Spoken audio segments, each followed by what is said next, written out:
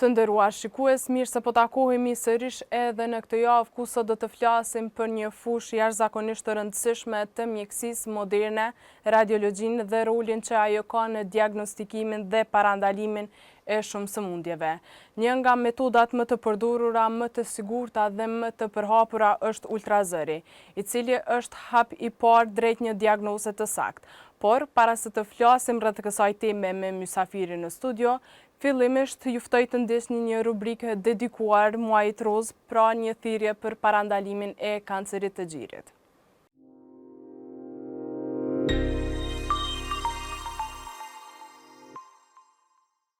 Tetori njihet në mbarë botën si një muaj ndërgjegjësimit për kancerin e gjirit.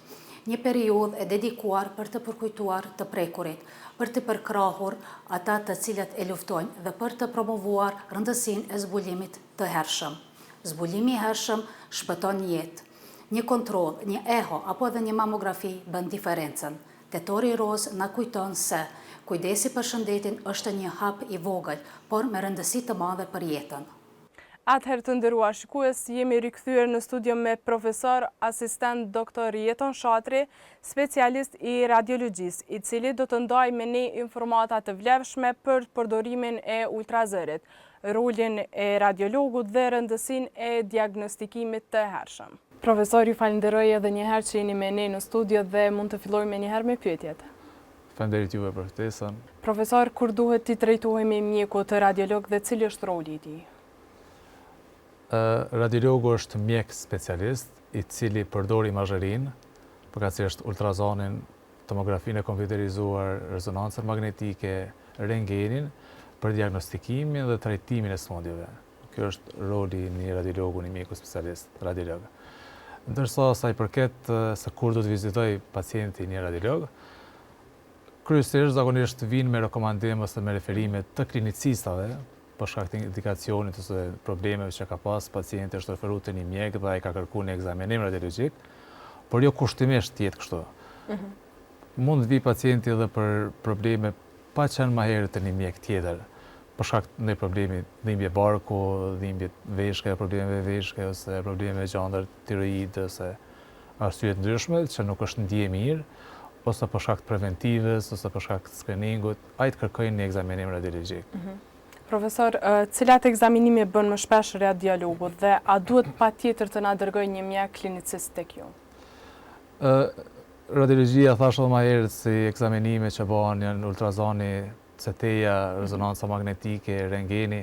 Mirë, po si më shpesh ose më praktike është ultrazoni, për shkak të praktikës më të lehtë dhe më të qasshme, qasje më të lehtë, dhe jo kushtimisht ketë referim nga klinicisti. Pacienti mund të vijë për probleme, për patologji të ndryshme, për sëmundje të ndryshme, pa pas nevojë që të referohet kushtimisht prej një klinicistit më hershëm. Për shkak probleme që mund të ketë qoftë dhimbje regionet caktuar të trupit dhe kërkesë për një ekzamin radiologjik, për një ultrazon. Do të thotë nuk mund t'i anashkalojmë, t'i lajmë brapa dhe ekzaminime tjera, por që më shpesh është ultrazoni, kuptohet. Po, doktor, a mund të na shpjegosh se çfarë është ultrazëri dhe rezonanca magnetike, mandej se kur duhet të bëhet kjo apo tjetra? Ultrazoni si teknikë imazherike është më e qasshme, nuk përdor rrezën X për vlerësimin të organeve të caktuara. Tjetër është më lehtë për të ekzaminuar për shkak se ka kosto më të lirë, ka komunikim me pacientin, edhe jep imazh dhe jep dhëna të mjaftueshme për pjesë caktuar ose organe të caktuara, patologji të caktuara.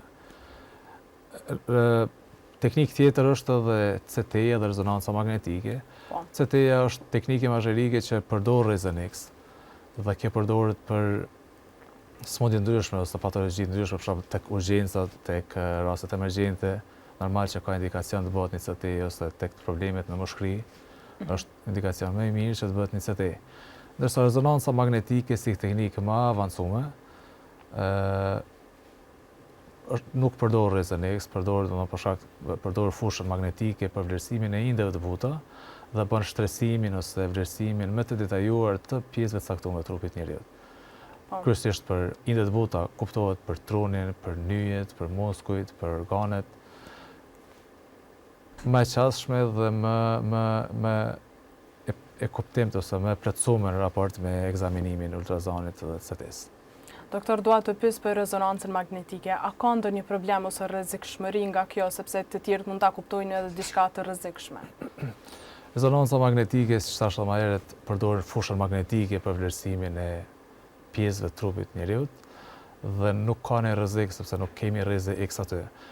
Mirë po, janë disa kontraindikacione ose disa anë negative sepse mënyra e realizimit në rezonancës magnetike do të futemi tek aparate aty cili disa persona kanë një fobi nga hapësira e mbyllët në cilën vendoset pacienti. Dhe pastaj krijon një zhurmë nganjëherë që pak është më e bezdisshme për pacientin. Koha do të më mbetë më gjatë përderisa një ultrazona mund ta bëjmë për 10 minuta, 15. Rezonancë magnetike kërkon pak kohë më gjatë derisa të përfundojnë të gjitha sekuencat e ekzaminimit, kohë pak më e gjatë dhe nuk ka ndonjë kontraindikacion. Kuptohet është teknikë imagjerike më e re, raport me këto dy tjera të ultrazonit dhe CT-s. Nuk kam mendohet për shembull në 3 mujorin e parë të shtatzanisë, tek personat klaustrofobik, tek pacientët që kanë implante metalike në trup, për shkak sepse kjo përdor fushën magnetike dhe ekziston rreziku që me i tërheq këto implante metalike ose trupat që janë ferromagnetik dhe të shkakton probleme tjera. Është si pa negative ose si kontraindikacion për ekzaminim me rezonancë magnetike. Doktor, çfarë është ultrazëri? Ultrazori është një teknikë imazherike e cila përdor valët e zërit për të vlerësimin e strukturave morfologjike, strukturën anatomike të organeve të trupit të njerëzit. Varësisht prej thellësisë ose prej organit që vlerësojmë, ekzistojnë edhe disa sonda për shtresa më të thella, për shtresa më sipërfaqësore. Me ultrazon ne mund të vlerësojmë të gjitha pjesët e trupit të njerëzit, duke filluar me organet e barkut, qoftë për vlerësimin e izës, melçisë, pankrasit, të veshkave. Pastaj ne mund të vlerësojmë edhe regionin e qafës, nyjet limfatike ose gjandrat pshtymes ose gjandrat tiroide. Mund të vlerësojmë edhe enë të gjakut, kalushmërinë ose shtresat e tyre, është se ndonjë patologji e cila është në kuadër të enëve të gjakut, mund të vlerësojmë edhe muskujt, nyjtimet, tendinet, domethënë çdo pjesë të trupit të njeriu na mund ta vlerësojmë edhe me anë të ultrazonit. Doktor, a ka ultrazëri moshë të caktuar që duhet të përdoret dhe për çfarë shërbejnë disa nga arsyet më kryesore që mund të shërbejnë ultrazëri? Ultrazoni nuk është i domshëm për asnjë moshë, do të thotë mund ta përdorim që nga fëmijët, posa lindurit, deri tek moshat e shtyme. Ultrazoni përdoret edhe ende pa lind fëmijë, si gjatë ekzaminimeve ginekologjike. Do thotë nuk ka moshë dhe nuk ka rrezik për ultrazonit. Prandaj edhe përdoret edhe tek fëmijët, edhe tek grashtat zana dhe pa dallim moshe gjinie. Doktor, cilat probleme shëndetësore na shërbejnë ashtu për ta vizituar mjekun për të na bërë një ultrazë? Probleme ndryshme shëndetësore, duke filluar me problemet që mund të kemi probleme me veshke, kolikat renale ose kurth në veshkë ose probleme që japin dhimbje të mëdha, dhe nganjëherë kjo nuk do të thotë që kushtimisht shkojmë paraprakisht te një mjek profilit veshkëve që të shkojmë të bëjmë pastaj ultrazë. Probleme të ndryshme, pastaj problemet me melçi, kurth në fshikjen biliare ose në izë, problemet me pankreas, problemet me gjandrën tiroide, problemet me enë të gjakut, problemet me fshikjen me urinim, me fshikje urinare, me organet pelvikut. Sepse vazhdimisht po themi abdomeni, po nuk kuptohet edhe pjesa e pelvikut, pjesa e organeve që gjenden në pjesën e poshtme të abdomenit, përkatësisht në pelvik, mitra, fshikja urinare dhe organet e tjera. Profesor, duke qenë që se jemi pranë në muajin e rozë, të na tregosh më shumë se çfarë vlen ultrazëri për kancerin e gjirit? Muaji i rozë do të pavarësisht që është muaji i kancerit të gjirit, besoj që çdo ditë do të jetë ditë për me u kujdes për vetveten edhe qoftë me bë parandalim ose vlerësim ose mjekim të vetvetes. Normalisht që për tek gjini ultrazoni ka një vlerë të madhe, sidomos për moshat e reja, për shkak të konsistencës ose përbamjes së gjinit që është më i dendur, ndërsa për moshat më të shtyme atëherë do të bëhet një lidhshmërinë mes ultrazonit dhe mamografisë. Pastaj ultrazonit, mamografisë dhe rezonancës magnetike nëse është nevoja edhe për biopsi. Një vlerësim me ultrazon, pavarësisht muajit tetor, është i rekomandueshëm edhe është i pritur për secilin prej femrave. Po doktor, si bëhet ultrazëri edhe për zbulimin e sëmundjeve të tjera? Ultrazoni ndodh nganjëherë që të vjen për një sëmundje tjetër dhe rastisht gjejmë një sëmundje tjetër. Ka ndodhur për shembull nëse lejohet të them nga përvoja ime ka ardhur si traumë, si aksident. Bëjnë një ekzaminim, sepse të traumat kërkohet bëhet një ultrazon i barkut për vlerësim, mos kemi ndonjë rupturë të ndonjë organi, mos kemi në gjakderdhje të brendshme. Dhe rastisht është gjetur një tumor aty në fshikën urinare, ose është gjetur një tumor në veshkë, ose është gjetur një tumor në melçi, ose në pankreas, ose diçka tjetër. Do thotë kontrollat rutinore është të mirë së ardhura dhe shpesh ndodh që të gjejmë diçka patologjike ose sëmundje edhe për shkak se ai ka për një vizitë rutinore. Jo kushtimisht për një patologji të caktuar. Meqense tregova këtë histori, a ke mundur t'ia thuash atij personi që ka një tumor apo kancer më ndryshe se sa nga ajo që çfarë ka ardhur? Si rregull ose si parim etik i mjekut është që të kemi bashkëpunim me pacientin dhe t'i kontojmë atina, t'i tregojmë për sëmundjen, për ecurinë e sëmundjes, trajtimin, mjekimin e tinaj. Dhe ultrazoni na jep një kohë që na të kemi një bashkëbisedim me to, me pacientit pak a shumë ta kuptojmë pak anën emocionale të tinaj, se sa është i gatshëm me bisedu ose me akunktu një situatë ose një patologji jo të mirë. Është shumë e vështirë, mirë po është detyra jona që të kemi komunikim edhe bashkëpunim me pacientin. Profesor, a duhet përgatitje para një ekzaminimi me ultrazon?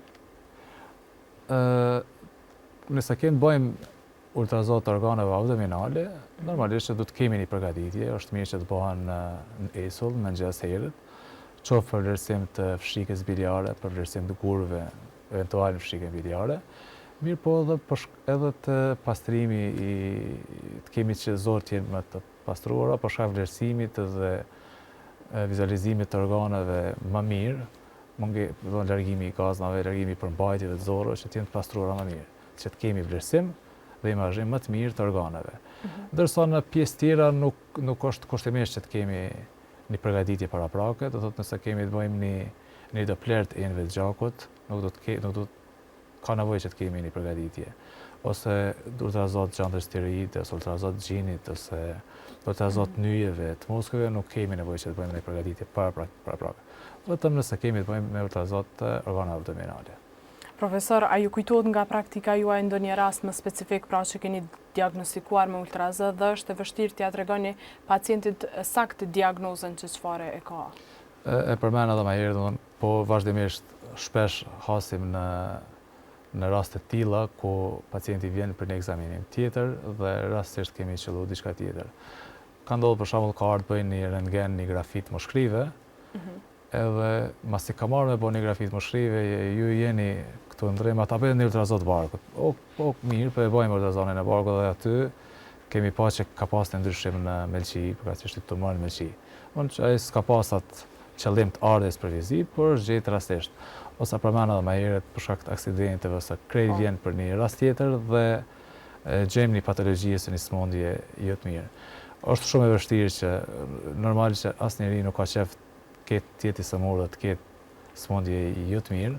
Është e vështirë, por varsisht për komunikimit dhe gjendjes tij që sa mundem na me vlerësu, atëherë mundem edhe me ia kumtu për patologjinë që ka, ose për ecurinë, ose për teknika tjera. Kur kemi punë me fëmijë, aty është pak punë më e ndihshme. Jo pse na t'ia kumtojmë fëmijët patologjinë që ka, po prindit.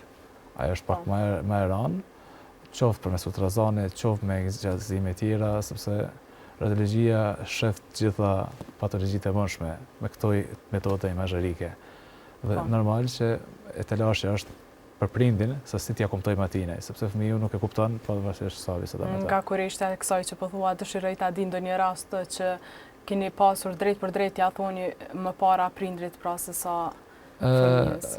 Po ishte një rast, ishte një jo shumë larg, një fëmijë, diku rreth moshës 7-8 vjeçare, kishin sjell prind për me bënë një inqizim të kokës, përkatësisht ishte për ultrazon, po jo, kishin sjell për një rezonancë magnetike të tronit dhe ishte një ndryshim, një tumor në tru por ata insistoni që t'jep raportin dhe të tregoja ma shpejt. Unë nuk është që kisha shumë dëshirë me jep atë raport, sepse edhe na vetë si mjek, kur hasim kësi patologjive, kësi smundje të çdo njeri, por ma rast ma konkret të fëmijët, edhe na aspektin emocional ngarkohemi pak ma shumë. Edhe dësha që të kisha dhënë pak kohë dhe ata insistojshin, kështu që më dasht ballafaqohem me prindin, t'ja kuptoj domethënë ato që na po shohim me rezonancë magnetike, gjë e cila nuk është as pak e këndshme, as për neve si profesionist, të marrë parasysh ajo është prind dhe se përjeton ai një patologji ose në këtë rast në tumor tek fëmia e tij. Normal që është shumë e rëndë dhe shumë e vështirë. Profesor, si duhet ju largohet frika pra pacientëve të cilët vinë të bëjnë ekzaminime radiologjike? Ekzaminimet radiologjike janë qelës, shpeshherë përdorim që radiologjia është udhkryq në shëndetësi, në trajtimin e pacientëve, pasi çdo pacient që ka një telashe, një dhimbje dikon, një sëmundje, pavarësisht e cili klinicist referohet, ai ka me kërku një incizim radiologjik për me pa ato organës, ato sisteme cilat ai mendon që janë prek nga ajo sëmundje. Dhe pastaj është radiologu ai që e udhëzon pacientin ose i jep një orientim, s'ka asgjë, mund të shkojë në shtëpi ose do të shkojë trajtohet me metoda të tjera, ose të filloj trajtimin ose mjekimin e tij. Nuk do të kemi frikë nga ekzaminimet radiologjike, pavarësisht sepse disa kanë rrezatim, kanë rrezik, se dihet që rrezatimi është i dëmshëm, megjithatë janë disa patologji, disa gjendje, disa smundje që ka zgjidhje përveç atij incizimi. Nuk mundem bëjmë zgjidhje me ultrazon, nuk mundem bëjmë zgjidhje me rezonancë magnetike, sepse këto të dyja janë pa rrezatim dhe kushtimisht kemi dëshirë që të merremi me këto dy metoda diagnostike, por janë disa patologji që duhet me marrë edhe me rentgen ose me CT, që të bëjmë vlerësimin më të saktë dhe më korrekt asaj patologji ose asaj smundje. Profesor, mund të na jepni një mesazh të shkurtër për pacientët tanë që të kujdesen rreth shëndetit? Shëndeti është pasuria më e mirë, më e madhe, atëherë mos lëni ekzaminimet ose vizitat radiologjike vetëm atëherë kur paraqiten smundjet. Një ultrazon i hershëm, një vizitë radiologjike, një ekzaminim radiologjik i hershëm na mundson që të parandalojmë ose të mjekojmë në fazat hershme smundjet. Do thotë parandalimi është forma më e mirë e trajtimit, mjekimit smundjeve të caktuara. Profesor, të falenderoj shumë që je pjesë e emisionit Doktor Plus. Faleminderit edhe juve, faleminderit shumë. E tash kalojmë tek rubrika e radhës e cila është përgatitur nga gazetarja jonë Rona Veseli, e cila gjendet në klinikën Cardio Plus. Ajo do të na tregoj atje për aparaturat më të reja. Ju ftoj ta ndiqni rubrikën në vazhdim.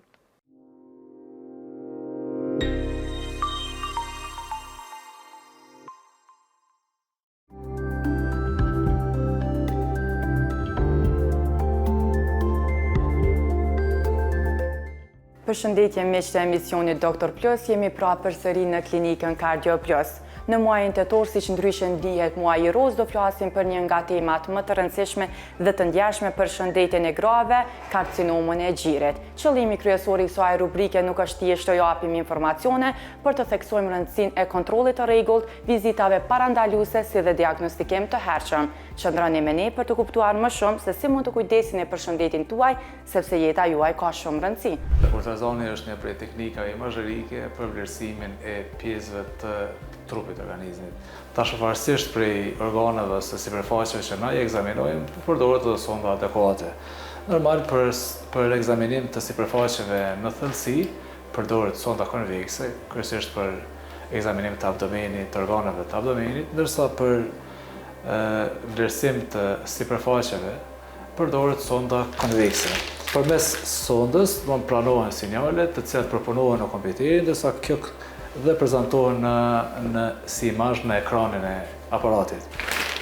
E thamë që për vlerësim të organeve abdominale, përkatësisht përdorim sondën konvekse, e cila prezanton ose paraqet strukturat të caktuara varësisht çka na i vlerësojmë. Normalisht kodrat e organeve abdominale që vlerësohen është melçia, pastaj shika biliare, përkatësisht idhza, përbajtja e saj, vlerësimi i saj, muret e saj, kjo do të thotë është idhza e cila vlerësohet si përmbajtja përmban ndonjë gur, përmban ndonjë përlip ose ndonjë informacion jo adekuat, dhe si melqi, si strukturë komplet si organ, konturet e saj, parenkima, ngjyra, forma, madhësia, të gjitha këto elemente në kuadër të melqisë. Vlerësohet edhe pankrasi, ku jo të ralla janë edhe kërkesat për ekzaminim të abdomenit me fokus ose me theks vlerësimi i pankrasit, si një gjandër mjaft e rëndësishme e traktit rec. Gjatë vlerësimit të pankrasit vlerësojmë edhe aortën, si jena më e madhe e trupit njerit, cila ka lënë afër tine, dhe mund të vlerësohet për shkak të rrjedhjes gjakut, trashësisë smurëve, dhe për shtresimit eventual të një plakat eskuretike ose të një aneurizme eventuale nëse që ekziston. Që jo të ralla e në rastet kur për një ekzaminim rutin ne vlerësojmë ose ne detektojmë edhe ndonjë aneurizëm dhe patologji të enëve të gjakut. Pavarësisht se fokusi ndoshta do të jetë për kornisë ose burveshka. Kalojmë në anën e majtë, vlerësimi i veshkës së majtë, dhe afër veshkës së majtë edhe e shpretkës. Matët masia, struktura, përmbajtja, gjeniteti. Padër të ekzaminimit ose të vlerësimit të abdomenit është pjesë edhe ekzaminimi pelvikut, ku në pelvik ne vlerësojmë fshikjen urinare, pastaj këtë rast pacienti është famë vlerësojmë mitrën, bashkë me vezohet me lozhën e variale tyne dhe për çdo ndryshim eventual në kuadër të pelvikut. Thamë që kjo është sonda konvekse dhe si sonda konvekse bën vlerësimin e strukturave në thellësi, ku përveç sondës konvekse është edhe sonda lineare, e cila vlerëson sipërfaqet, pjesën më sipërfaqësore. Këtë rast, me anë të sondës lineare vlerësojmë regionin inguinal, në rast të ndonjë patologji eventuale të regionit inguinal, ndonjë limfonod rritur, ose bëhet vlerësimi i murit të zorrëve peristaltika e tyre, ose si më shpesh si ekzaminim është edhe ekzaminimi për vlerësim të apendiksit. Dihet që apendiksi si patologji, si apendiks akut, si apendicit akut, atëherë vlerësimi primar ose vlerësimi fillestar bëhet me ultrazon. Ultrazoni si teknikë imazherike është më lehtë e realizueshme, edhe nga aspekti kostos ekonomik është më lirë, mirë po edhe për pacientin është më lehtë në vlerësim edhe kemi vlerësimin e këtyre pjesëve të trupit njeriut në kohë reale. Përveç vlerësimit të zorrëve, pjesës sipërfaqësore të abdomenit me sondën lineare, bëhet vlerësimi edhe i qafës, përkatësisht gjandrave të qafës, pastaj vlerësimi i gjinëve, strukturës muskulare, nyjeve dhe pjesë ndryshme më sipërfaqësore të trupit njeriut. Nga klinika Cardio Plus për emisionin Doktor Plus, unë jam Rona Veselje dhe faleminderit që qëndruat me ne. E shikues të nderuar, pas gjithë këtyre informacioneve, ne ju falenderojmë që jeni me ne çdo javë. Shihemi të shtunën tjetër, natën e mirë.